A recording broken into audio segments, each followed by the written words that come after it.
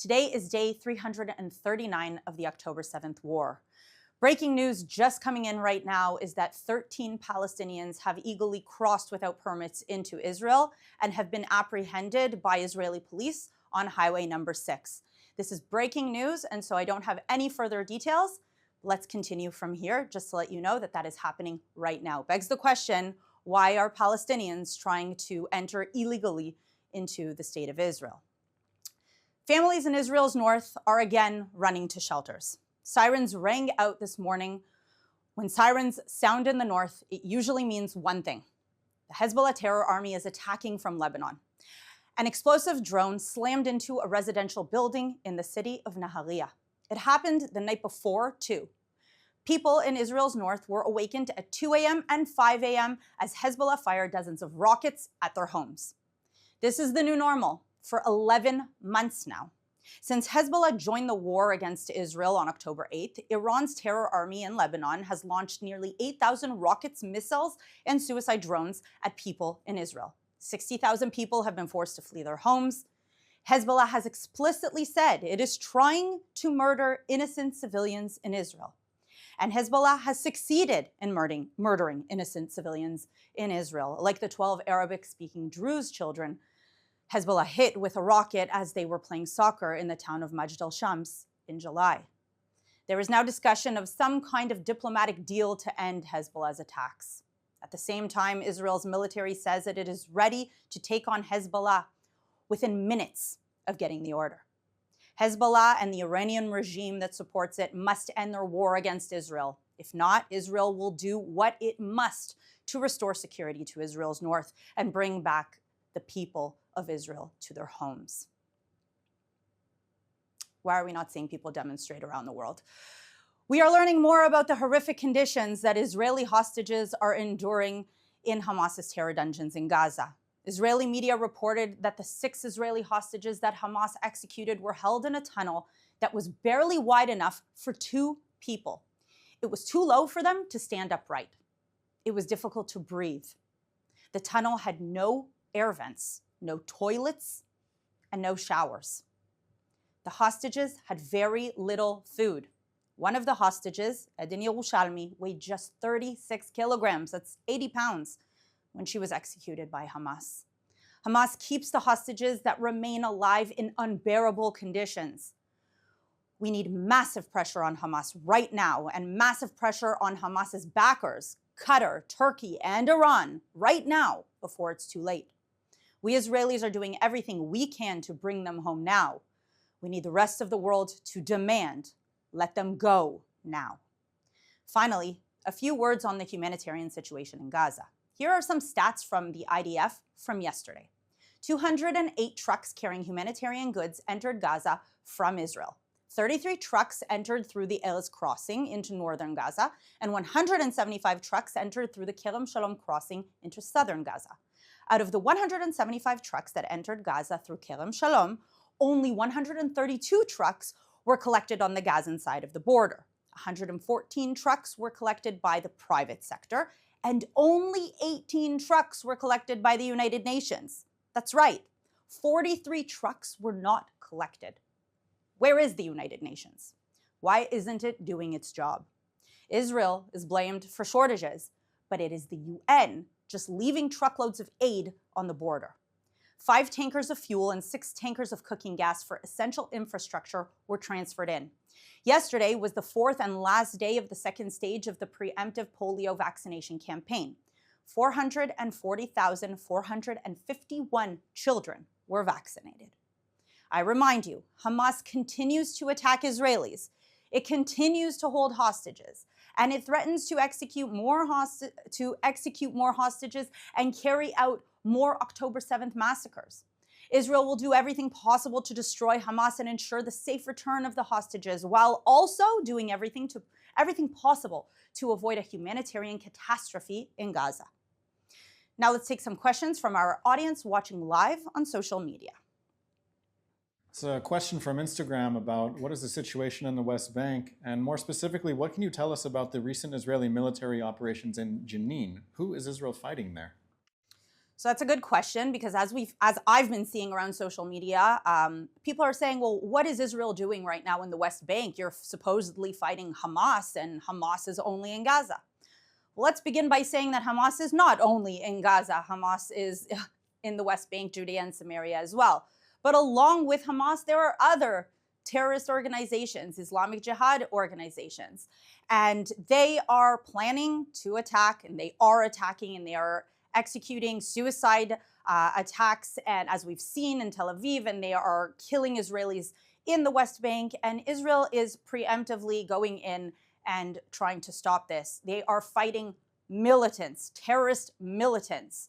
And I've been seeing people online accusing Israel of going into the West Bank and targeting civilians, but like we always say, our Israeli soldiers are also being killed in those operations. And so if an Israeli soldier is being killed in an operation, basic logic tells you somebody is firing back. This is a battle. This is a two-sided battle. It is important to say that as of last night, the operation in Jenin has ended at the moment. And images coming out of Jenin were Islamic Jihad militants, terrorists, standing there screaming, "Khaybar, Khaybar, ya Yahud."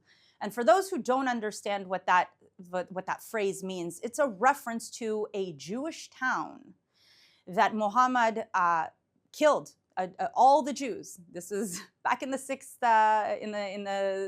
century. And when they reference Khaybar, Khaybar, ya Yahud, they are saying murder to all the Jews. Clearly, this is about Jews. This is not about occupation. This is not about borders. This is about radical, fundamental Islamic ideology to kill the Jews. There's a headline on CNN right now that says, according to Syrian state media, at least 16 were killed and 36 injured in Israeli airstrikes in Syria. Do you have any information on this? So I don't have any specific information, but what I can say is that we know that Iran, who is launching the war against Israel, they are responsible for everything that we are seeing. They are attacking Israel via its proxies. They are also infiltrating Syria. They have hijacked the people of Syria and Lebanon for one purpose only: to destroy Israel and kill the Jews. So Israel, if this information is correct, does whatever it can to target military targets that are threatening Israel. We know that Iran is also supplying lots of weapons that are in Syria, and preparing to, send rockets and drones from Syria as well, and from, everyone in our region. So a question from Instagram Live: how is Qatar involved in the negotiations if Qatar also supports Hamas? That's a great question. I ask myself that question every single day. Unfortunately, because Qatar is so strongly linked with Hamas, they back them with money, they allow their corrupt leadership and billionaires to lodge there in their fancy hotels. They also have, they are the only country probably right now that actually has some real leverage over Hamas, because they, control the funds and they support their lives in Doha. And so, unfortunately, we are in this position where they, at this point, are probably the best country to mediate negotiations. On the one hand, they want to, appease the West. They want to appease the United States, which has military agreements there with an American base, or American bases in Qatar. And the Qataris, they're at the end of the day, they're interested in money and power, and having business with America and the West is the way they can influence the world and gain more money through business transactions. And so on the one hand, you see them trying to appease the West by being a negotiator and mediator. On the other hand, they are, appeasing Hamas. And so this is the situation, unfortunately, that we are in. And that's why we have to continue putting pressure on Qatar that if they want to continue a relationship with the West, then they must bring a deal now. Yesterday, there was a terrorist attack by a Jordanian on the Israel-Jordan border at the Allenby Bridge. Do you have any more information on the results of this attack, and especially the reaction to this attack, both in Jordan from the monarchy or from the Jordanian people? Well, unfortunately, the result of this attack is 3 Israeli civilians that were murdered in cold blood. And reaction, I mean, crickets. We're still waiting. The Jordanian monarch has said nothing. There's no condemnation. And unfortunately, as we have grown accustomed to see, the streets of Jordan are celebrating the death of Jews. This is a question from our Instagram Live. How will the IDF achieve its war goals if we are always on the defensive due to pressure from the Western world who don't get it? Well, that's a good question. At the end of the day, I believe that Israel has to, maneuver diplomatically to keep its allies and its ties, but also do what's right for it and to protect its civilians.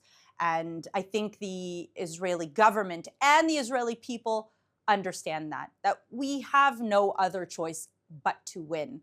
Not only to defend our civilians today against the imminent attacks from Hamas and other terrorist organizations surrounding us, but also for the future, to send the message to all of our enemy states in the area, in the region, that we will continue, we will fight, we will protect ourselves.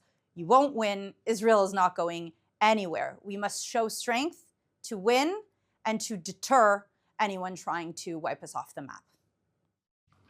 Every day there are more headlines about the chances for Israel and Hamas reaching some type of agreement that would see the release of hostages. Some days are optimistic, some days are pessimistic.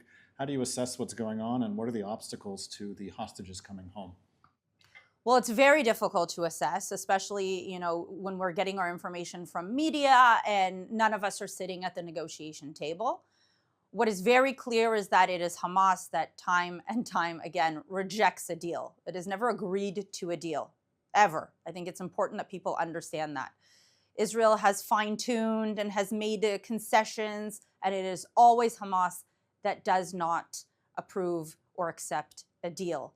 And so it's difficult to assess. I believe that we're in a very critical time right now, especially with the United States becoming a little bit more urgent. They're showing up more of an urgency to get this deal signed, and hopefully the United States will be able to bring a deal that will bring them home, but will also not pose a security risk for Israel. Now, when I say security risk for Israel, what do I mean by that? I mean, the Philadelphia corridor, the Netzarim corridor. These are strategic areas of the Gaza Strip that are a lifeline for Hamas. They are the places where Hamas is able to not only bring in weapons and supplies through Egypt, through tunnels or through Egypt directly, but also to maneuver within the Gaza Strip. So whether it's moving militants from the south to the north, which we have already seen, beginning to happen. And this is crucial for ending the survival of Hamas and its capability, its military capability to attack Israel again. And so I really hope that the United States, who is trying to broker this deal, again, together with Qatar, that they are able to find a deal that all sides, all parties are able to agree on to bring the hostages home. Our final question today is from our YouTube Live. How safe is it to travel to countries with skyrocketed anti-Semitism, such as Australia? Should I wear my yarmulke and be proud? Well, I can't tell you specifically about Australia because I've never been. But I can tell you that I just got back from a summer vacation with my family, and I walked around Paris in the metro with my Jewish jewelry on me, and I did get some looks, and I did get, but nothing was said to me, and I never felt in real danger. So I think that we should be proud of who we are. We have nothing to we have nothing to hide for. We know that we are on the right side of history, and we know, like I said, that we have no other choice. And if there is anything that we have learned from history, it's that when the Jewish people said, maybe I'll just hide the fact that I'm Jewish. If you remember the story of Hanukkah, We used to play with the dreidels. And you know, when the Romans would come, we would, the Assyrians, when they would come, we would hide the Torah books and pretend that we were not Jewish. That never led to anything good. That only led to them conquering us, to them exiling us, to the destruction of our temples, to a Holocaust, to pogroms. And so we finally have our sovereign state. And so you should be as proud as you can to be a Jew today. And I say, travel wherever you want. And be smart about where you're going, to what neighborhoods and what you're saying, but never bow down and never hide who you are. So that is all that we have time for today. Thank you very much for tuning in. We'll be back tomorrow at 3 p.m. Israel time, 8 a.m. Eastern time. Have a good, quiet day, everyone.